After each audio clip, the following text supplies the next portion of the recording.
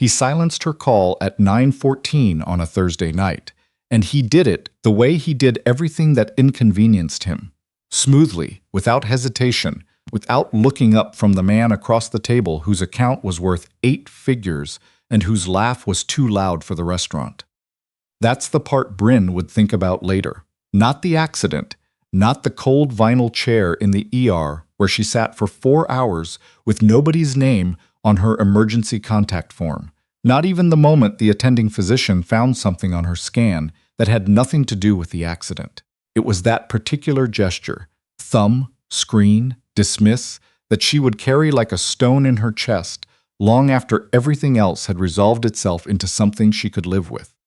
She had been trying to reach Miles for 2 hours. She had something to tell him, something she had been holding inside her ribcage for 6 days like a live wire she was afraid to touch. Brynn Callahan was 34 years old.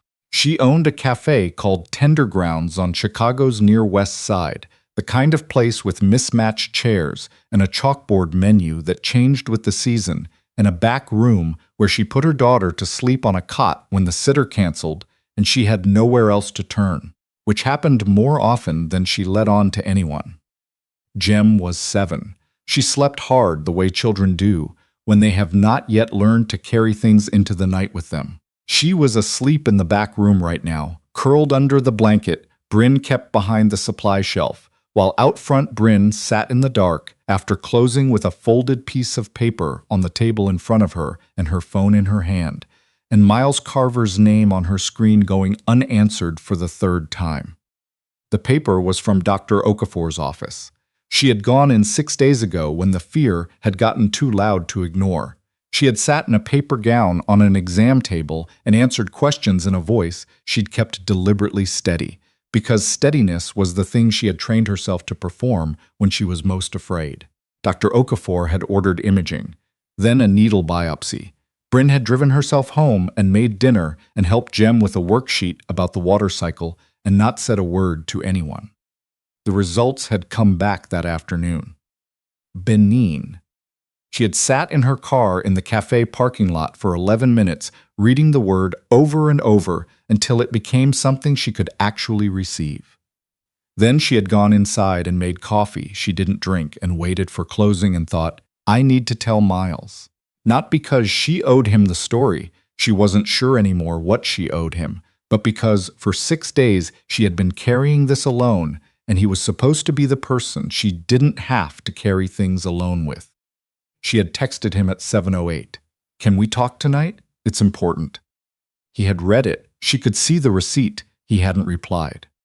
She called at 7:45. Voicemail at 8:30. Voicemail, now 9:14. And somewhere across the city, at a restaurant she'd been to once and found too loud, Miles Carver looked at her name on his phone and thought whatever it was he always thought when she called at inconvenient times. She's fine. It can wait. She does this. He pressed decline. He went back to his client. Brynn sat in the dark for a moment after the call dropped. The espresso machine ticked as it cooled. Outside, Halsted Street moved past the windows in its late evening version, a woman walking a dog, 2 men outside the bar 2 doors down, a bus sighing to a stop and pulling away. Ordinary. Continuous. Indifferent. She folded the paper from Dr. Okafor and put it in her coat pocket.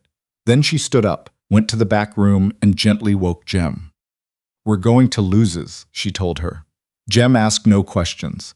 At 7, she had learned that sometimes plans changed and the only correct response was to find her shoes. Brynn dropped Jem at Luz's apartment 6 blocks away. Luz came to the door in a sweatshirt, took one look at Brynn's face, and said, I'll have her all night. Go. Brynn got back in her car. She was going to Miles. She had decided it in the cafe, standing in the dark, watching her own reflection in the front window. He was at the Langham. His client dinners always ran until 10, sometimes later. She would go to the lobby. She would wait. If he wouldn't answer the phone, then she would make herself impossible to ignore. She had done it before. Shown up in rooms she wasn't invited to, said the thing that needed to be said. It was, she knew, not charming. It was also what happened when you loved someone who made himself consistently unavailable, and you had something real to say. She turned north on Michigan Avenue at 9:29, heading toward the Gold Coast. She didn't make it. The rain had been coming down since 8 o'clock, the kind that turns Chicago's streets into mirrors. She was on the inner drive, moving at about 35, when the car ahead braked hard for something she couldn't see. She hit her brakes. The rear end went sideways on the wet pavement. She corrected, the right instinct, but the front passenger tire had been low for 2 weeks. She had mentioned it to Miles. He had said he'd have someone look at it. Nobody ever had. The correction sent her into the concrete median divider on the left. The impact felt catastrophic. The airbag hit her in the chest and face hard enough that she lost a second somewhere. She wasn't sure how long. When she came back to herself, the car was stopped against the divider and the rain was loud on the roof and there was a high ringing in her ears that wouldn't quit. She reached for her phone. It wasn't in the cup holder. She checked the passenger seat. Under it. The airbag deployment had thrown everything forward and sideways, and her phone was somewhere she couldn't find in the dark. She thought, Miles doesn't know where I am. Then, more precisely, Miles doesn't know anything about any of this, and it is entirely possible he never will. And right now I am sitting in a wrecked car on Lakeshore Drive in the rain, and that is the most honest summary of this relationship I have ever been able to produce. A man named Gerald stopped his car behind hers with his hazards on and got out and asked if she was okay. She told him she thought so. He looked at her face and did not appear to agree. He called 911. He stayed with her on the shoulder, his jacket over her shoulders, while the rain came down and nobody else stopped. The paramedics arrived in 9 minutes. She told them her name, her address, her date of birth. She told them she had a daughter at a friend's house and gave them Luz's number. What she could not give them was an emergency contact. 8 months ago, she had quietly removed Miles's name from that field in her phone's medical ID. She hadn't told anyone. She hadn't even fully admitted to herself why she'd done it. But she had done it, and now there was a blank line where his name used to be, and the paramedics accepted this without comment because they had seen blank lines before. They took her to Northwestern Memorial. She walked in under her own power, which felt important to her, and then sat in a chair when a nurse told her to and let them do what they needed to do. Luz arrived at 11:15 with Jem asleep in her arms. She found Brynn in a curtained bay in the ER with a butterfly closure on her chin and an ice pack on her chest and a bruise forming under her right eye. "I'm fine," Brynn said immediately. "I know," Luz said, in the tone of a woman who means, "I know you're going to say that, and I am not going to fight you on it tonight." What Brynn did not say, because she was still processing it herself. The emergency physician, while running a precautionary scan for the head impact, had flagged something, not related to the accident, an incidental finding. A small mass in the upper left quadrant that wasn't in Dr. Okafor's report, because Dr. Okafor had been looking somewhere else. The attending had used the words likely benign and follow-up imaging, and nothing to panic about tonight in the careful, measured way of physicians who are delivering uncertain information to an already stressed patient. Brynn had listened. She had nodded. She had said, "Okay, what are the next steps?" She had not cried. She held Luz's hand and looked at the ceiling and thought about 4 unanswered phone calls. Miles Carver found out at 7:22 the next morning. He found out because Luz called him. His client dinner had ended at 10:45. He had sent Brynn a one-line goodnight at 11:30, long night, heading to bed, call you tomorrow, and had slept the sleep of a man who did not yet understand what he had done. When Luz called, he was in his kitchen. He picked up because he didn't recognize the number. Luz did not soften it. "Brynn was in a car accident last night. She's okay, she's at Northwestern Memorial. She's been there since 10 o'clock. A pause. "I'm calling you because she won't call you herself." He was there in 17 minutes. He found Brynn in a room on the 2nd floor, sitting up in the bed with her hair loose and a bruise on her face, and an expression he had never seen on her before, completely unsurprised to see him, and not particularly moved by it. He sat down in the chair beside the bed. He looked at the bruise. He said, "You called me last night." 3 times, she said, and 2 texts. He didn't defend himself. There was nothing to defend. "What did you need to tell me?" he said. She looked at him for a long moment. Then she told him. All of it. The lump she'd found 6 weeks ago, the fear she had carried alone, the biopsy, the 6 days of waiting, the results that had come back benign, the new finding from last night's scan, the follow-up appointments she had already scheduled for next week because she was Brynn Callahan, and she handled things whether or not anyone was there to handle them with her.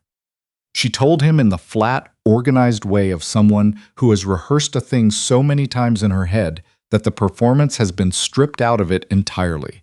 Just the facts. Just the shape of what had happened. When she finished, Miles sat with it. 6 weeks, he said. You've known for 6 weeks.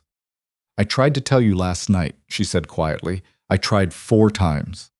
He put his hands on his knees. He looked at them. I thought you were being. He stopped. What? She said, not with anger, with the patient precision of a woman who wants to hear the word out loud. He looked at the window. I thought it could wait, he said. Whatever it was, I thought it could always wait. She nodded once, as if this was a diagnosis she had been waiting a long time to have confirmed. Then she said, I removed your name from my emergency contact 8 months ago. The paramedics asked last night. There was nobody on my form. He absorbed this. I didn't do it to hurt you, she said. I did it because somewhere in the past year I had already understood that you weren't actually the person I would call in an emergency. I'd just been pretending otherwise. Miles left the hospital at noon, not because she asked him to. She didn't ask him anything. He left because there was nothing left to say that day that wouldn't make things worse, and for once in his life he knew enough to recognize that. He stood on the sidewalk outside Northwestern Memorial in the cold March air and opened her texts from the night before. Can we talk tonight? It's important. Miles, please. I really need to hear your voice. He read please 3 times.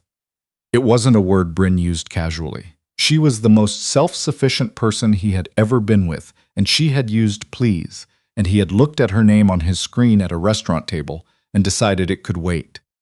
He put his phone in his pocket and stood there for a long time. The weeks that followed were not quiet.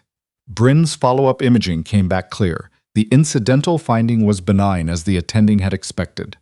She texted Miles the results with 2 words, all clear. He read them standing in a parking garage and sat down on the concrete curb and stayed there for several minutes, not moving. He did not call her. He understood that calling was the wrong move, that his instinct to reach for her the moment his own relief arrived was still organized entirely around himself. She had spent 6 weeks carrying fear alone so that she wouldn't have to ask him for anything. So he didn't call. He thought instead. He thought about the dinners he'd attended in body only, the time she'd told him something that mattered, and he'd said, and kept reading his email. He thought about Jem looking up at him sometimes, with a child's uncomplicated scrutiny, waiting to see what he was made of, and how he had never once considered what she was finding. He thought about the blank line on an emergency form that used to have his name on it. He started showing up differently. Small things first, responding within minutes, calling when he said he would call, driving Jem to school one Tuesday when Brynn had an early supplier delivery, without being asked, without making it a thing. Brynn noticed. She didn't say she noticed. She was too careful for that now, and too tired of saying things that didn't stick. He wrote her a letter in April. He wrote it 4 times before he got it right. The final version said, I've been thinking about what it means to be someone's emergency contact, not the paperwork version. The real version, where someone at 10 o'clock on a rainy Thursday needs to hear your voice and you pick up. I wasn't that person. I want to understand what it would take to become him. I'm not asking you to tell me. I'm asking you to let me figure it out. No timeline, no conditions. Just let me try to be worth figuring out. He mailed it to the cafe. She read it on a Wednesday morning before opening, standing at the counter with her coffee, Jem eating cereal at the corner table and talking to herself about sharks. Brynn read it twice. Then she folded it and put it in the drawer under the register, where she kept the things she wasn't ready to decide about yet. She told Luz that night. Luz listened, then said, "What do you want?" Brynn thought about it for a long time. Outside, the street was doing its spring thing. Trees coming back, daylight stretching longer, the neighborhood shaking off winter with the specific stubborn optimism of people who have survived another Chicago February. "I want someone who answers," she said. "That's all I want. Someone who picks up the phone." Luz looked at her. "Is he trying?" Brynn considered it honestly. "Yes," she said, "he is." "Then that's not nothing," Luz said. "It's not everything, but it's not nothing." He was at the cafe the morning the final follow-up results came in, the 3-month imaging, the clean confirmation. He had started coming in on Saturday mornings. Not to see her, or not only. He brought his laptop and sat at the corner table by the window and worked and drank the coffee she made and didn't ask for anything. He had stopped asking for things. He had started, instead, simply being somewhere. When the call came from Dr. Okafor's office, Brynn was behind the counter. She answered. She listened. She said, "Thank you," and hung up and stood for a moment with her hand flat on the counter and her eyes closed. Miles looked up from across the cafe. She looked at him. He looked at her. "Clear," she said. Something moved across his face that she'd never seen there before, something that had nothing to do with his own relief and everything to do with hers. He stood up. He walked across the cafe. He stopped on the other side of the counter. "Good," he said, and then, "I'm glad you're okay. Not I knew it would be fine. Not I told you not to worry. Just, I'm glad you're okay." The simplest sentence, aimed directly at her with nothing else inside it. It was the most honest thing he had ever said to her. She did not fall back into what they had been. She was clear about that, with him and with herself. The woman who had carried a biopsy result alone for 6 days and driven into a storm toward a man who wouldn't answer and sat in an ER with a blank line where her person's name was supposed to be, that woman had changed. She had stopped being willing to make herself smaller than she was to fit into the margins of someone else's attention. That version of her was done. But she let him try. She let him be the man who sat at the corner table on Saturdays and answered the phone on the second ring, and once, on a Tuesday in May, showed up at the cafe's back door at 6:30 in the morning with 2 cups of coffee from the place on Dammon, because Jem had texted him the night before to say that Brynn had been up late with a broken walk-in cooler and probably needed coffee before she needed anything else. That was the thing that got her. Not the grand gesture, not the apology which she had received and processed and decided to believe. It was the Tuesday at 6:30. It was Jem having his number. It was him understanding that caring about her meant showing up for the ordinary days, not just the ones with obvious stakes. She called him one evening in late May just to talk, no agenda, just his voice on the other end. He picked up on the first ring. That was new. That was different. That was, she had decided, the evidence she had been waiting for, not a promise of who he was trying to become, but proof. Small, ordinary, undramatic proof. They talked for an hour, about nothing and about everything, about Jem's end-of-year project, about a documentary he'd watched, about the new summer menu she was putting together, the lavender lemonade she had made him taste test 3 times until he stopped being diplomatic, and told her honestly that the second version was better. When they finally hung up, she sat in the quiet of her apartment. Jem asleep down the hall, the windows open to the warm May evening, the sound of the neighborhood coming in on the breeze, and she felt something she hadn't felt in a very long time. Not safe, exactly, not certain. Those were words for later, maybe or maybe never. Certainty wasn't a thing you got to keep in advance. But present. She felt present in her own life, in her own skin, in a version of things that was honest and imperfect and entirely hers. She had driven into a storm because someone wouldn't answer the phone. She had sat alone in an emergency room with a blank line where her person's name was supposed to be. She had healed the way she had always healed everything, steadily, practically, without waiting for anyone to tell her she was allowed to be okay. And then she had decided slowly, with full knowledge of the risk, to let someone try. Not because he had earned it yet, because she had.